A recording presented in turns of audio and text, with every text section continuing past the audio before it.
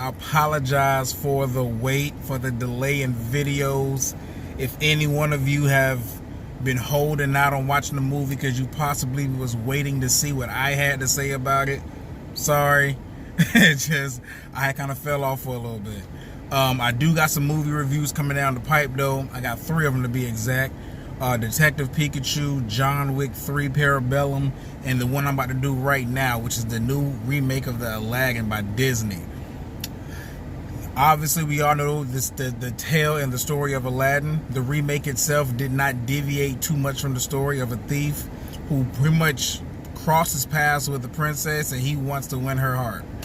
Like, we all know the basic 1, 2, 3 plot line of Aladdin. So they really didn't change it up that much in this movie. It was a couple of things they added, but nothing to the point that it detracts or take away from the film itself. Most people won't even pay attention, or they'll just write it off like, it's nothing. But for the most part, it's a pretty much by the beat movie.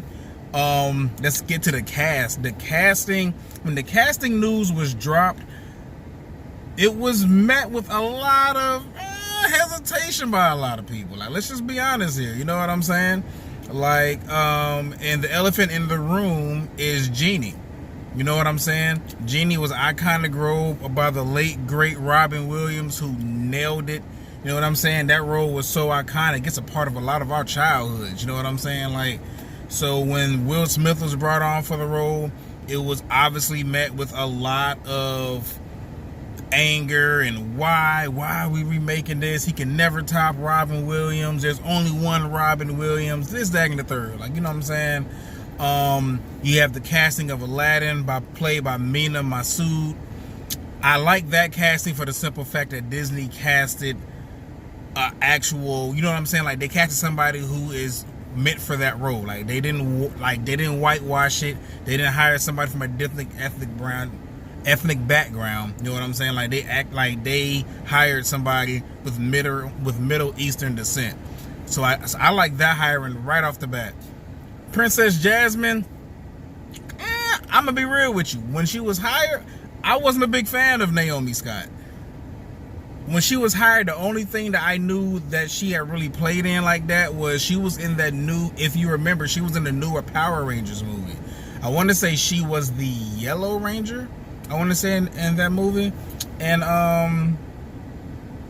yeah, I just really was not feeling that hiring casting at all when they announced that she would be playing Princess Jasmine. Princess Jasmine, let's just put it out there on the table. She was one of my childhood crushes. She was unbelievably gorgeous, stunning, and she just had this mysterious Arabian look about her that I felt as though that Naomi Scott didn't possess or could encapsulate. Needless to say, I was wrong. Like, I think we all was wrong. We all was wrong. Not to say all of us, but to the people who was second guessing and doubting these hirings, we were pleasantly wrong. First and foremost, let's address the elephant in the room. The Genie and Will Smith. He kills this role. Like, he kills it. Like, and he kills it in a way that I like. Last night when we went to go see it, it was a jam-packed theater. I was surprised at how many people was in this theater to watch Aladdin on a Tuesday night. You could feel the audience being won over by his performance throughout the movie. He does not try to be Robin Williams. He doesn't try to be better than him. He's just trying to be Will Smith. And he knocks it out the park. The comedy is on point. The banter is on point. A lot of people say Will Smith only plays Will Smith in movies. This one, no, he brings a certain level of whimsicalness and comedy and flavor and like a hip-hop vibe to the Genie that you wouldn't think would work with that character, but it absolutely elevates that character in the same way Robin Williams elevated Genie in his original performance of him. Will Smith had huge shoes to fill. Huge shoes to fill. He even stated it himself in interviews where when they offered him the role, he initially turned it down. Like, hell no, I'm not finna take that. Like, man, Robin Williams' footprint is all up and down that freaking performance. Like, what do I look like trying to walk in his footsteps? It's impossible. I can't do it. But you know, like, over time, he said he thought on it, he mulled it over, and then he realized that, you know what, I'm just gonna be the best me I can be. And man, and I'll tell anybody, if anybody watching this video has any reservation in this movie and it's based around Genie and what Will Smith gonna bring, ball it up and throw it out the window, G. Because when you walk out that theater, you're gonna be like, he killed it. Like, he killed it. Like, his performance was top of the line across the board. And when he's introduced into the movie, it was the perfect timing in my opinion, because I felt like the movie was kind of starting. You know, when you're in the airplane and you're ascending and then you hit that leveling height where you're just cruising, like cruising altitude. That's where the movie was at when he was introduced. I felt like it crescendo and it was at cruising altitude, and I'm kind of like, okay, where's the turbulence? Where's something going to happen to, you know what I'm saying, jolt this flight a little bit? And then we introduced to him and he injects this flavor right into the movie, and he's the pulsating heartbeat throughout the rest of the film. That does not discredit anybody else. Mina Massoud as Aladdin did very well in his part. He's a very believable thief, charming, you know what I'm saying, bumbling dude who wants to get the pretty girl, but at the end of the day, he has a very good heart. Naomi Scott, I gotta give it to her. She, like, baby girl did her thing, man. Like, she did her thing. Like she won me over. She won me over.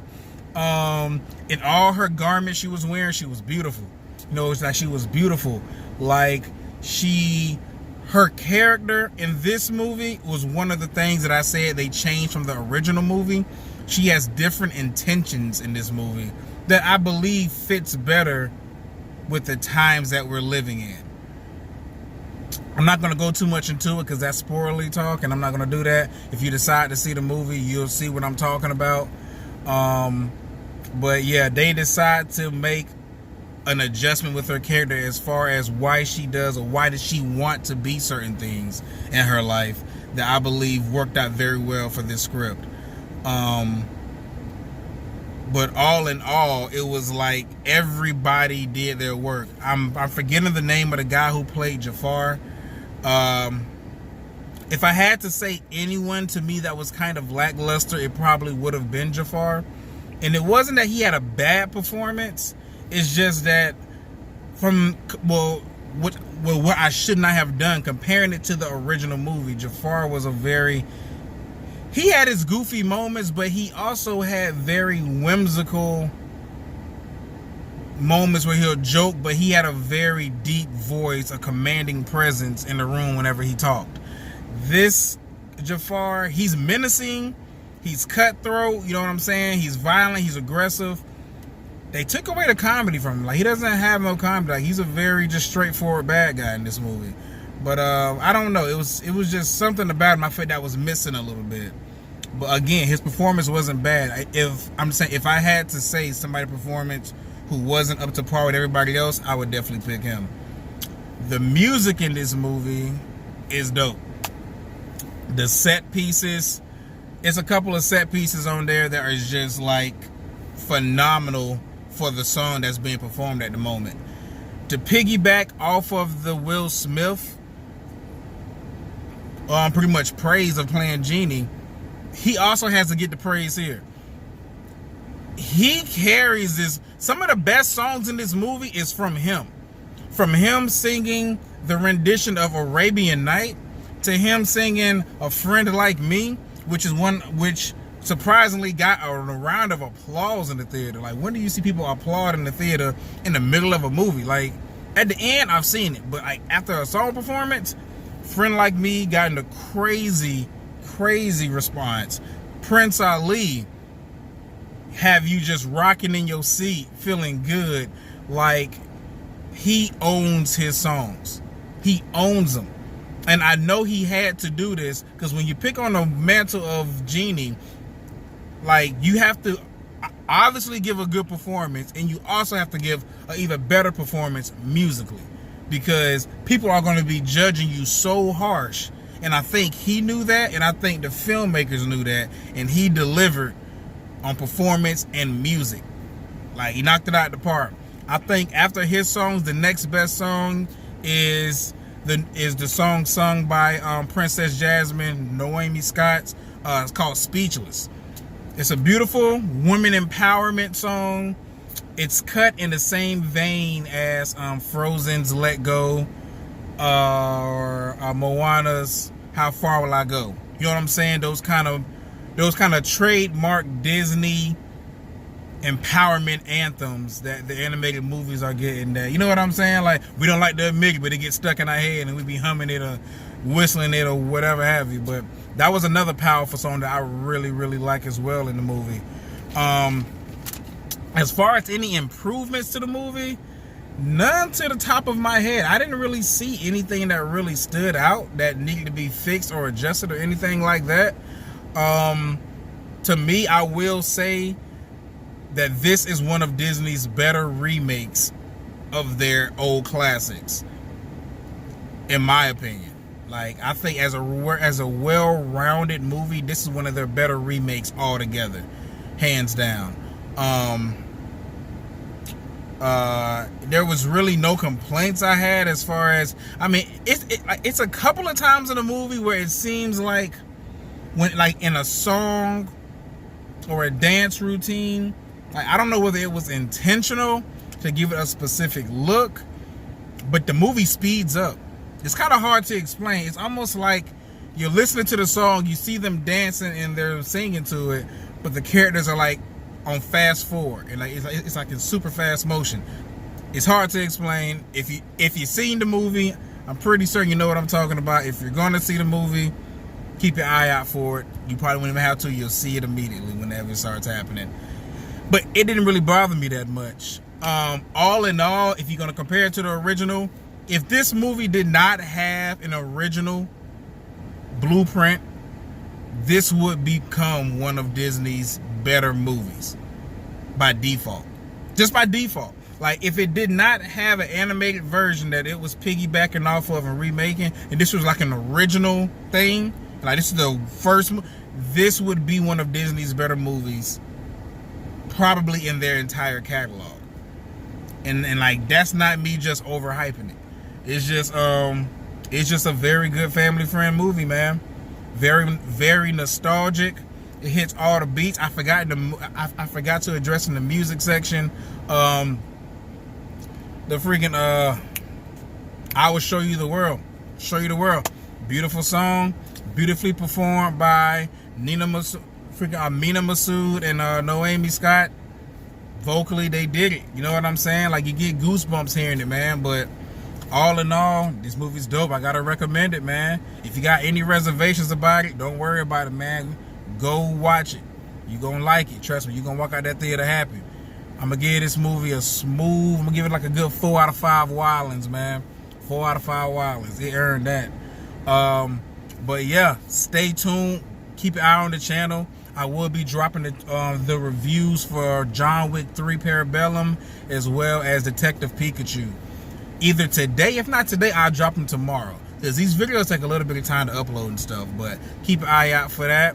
As always, peace, love, and hell grease, and everybody have a good, blessed day.